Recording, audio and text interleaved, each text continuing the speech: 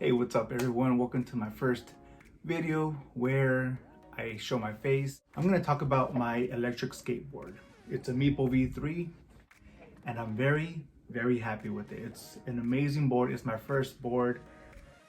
I did a lot of research before buying it. Yes, it is a budget board, but it's probably one of the best budget boards you can buy. I highly recommend it for anyone getting their first one. It's down here, I'm just looking at it. Let me pull it up. Here it is. Oh yeah, that's the right way. meepo V3. You're probably looking at the front trucks here wondering what the heck is this? This is not a meepo. I assure you it is. All the way 100%. The thing is that I modified it for my comfort and my safety. So let's talk about a couple things that I did to it. These trucks are probably the things that most stand out.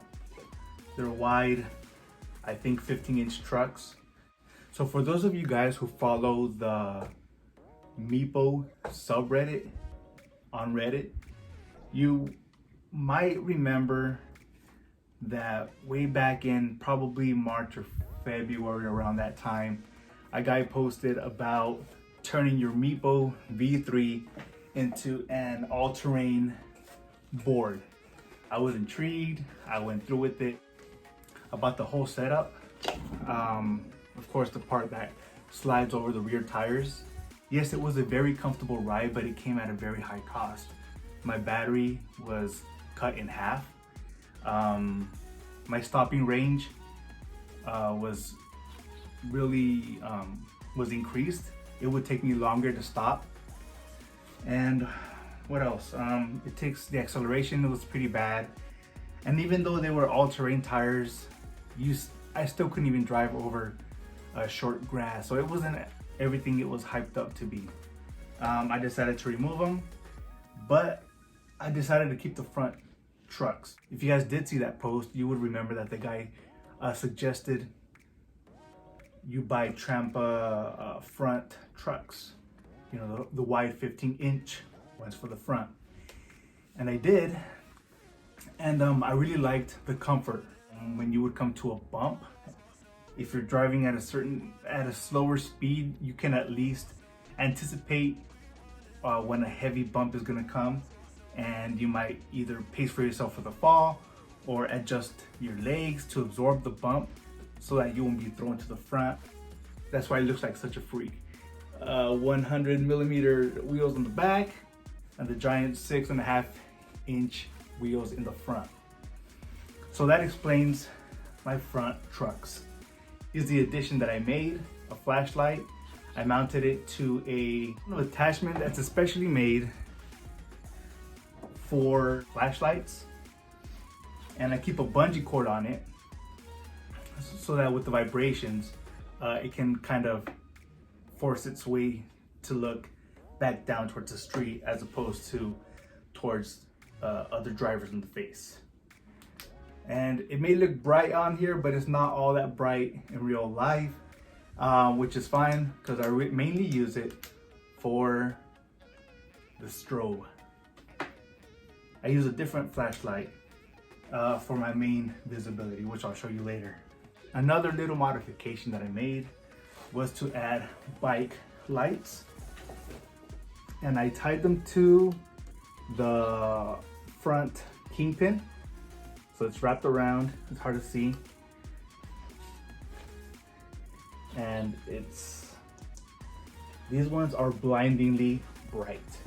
I've also added some reflective tape, 3 strips, as you can see right here, and those are used to increase my visibility at night.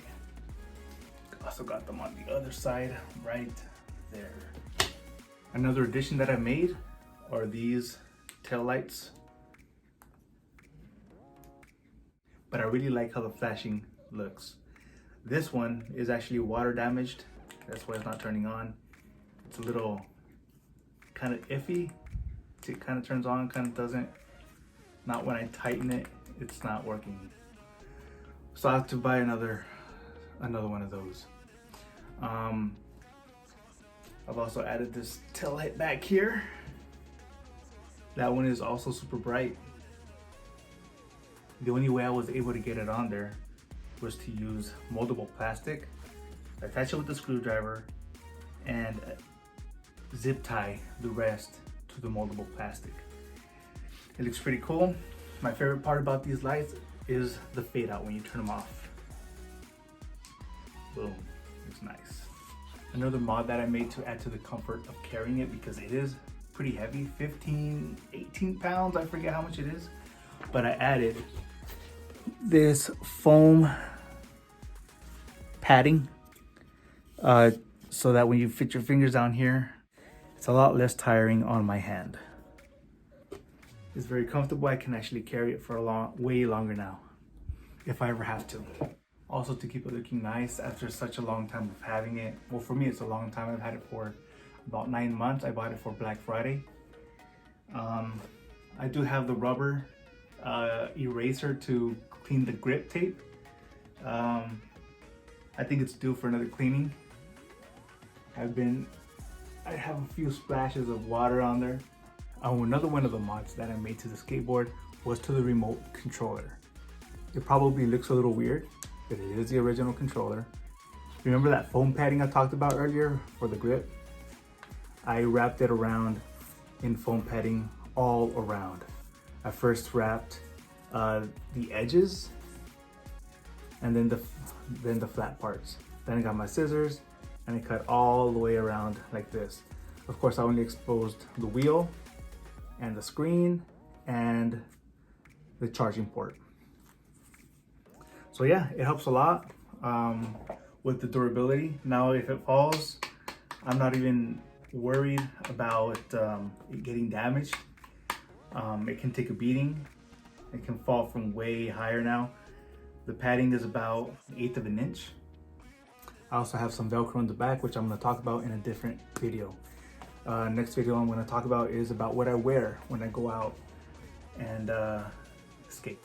So that's all I was planning on talking about for this video. Of course, I'm going to talk about some different topics. Stay tuned and subscribe for an upcoming video I have planned to talk about how I get my dog ready to take him out walking with me when I go skateboarding. So like and subscribe to the video if you like it. If you have any comments or questions, you know what to do. Hit me with them in the comments below. And I'll see you guys soon.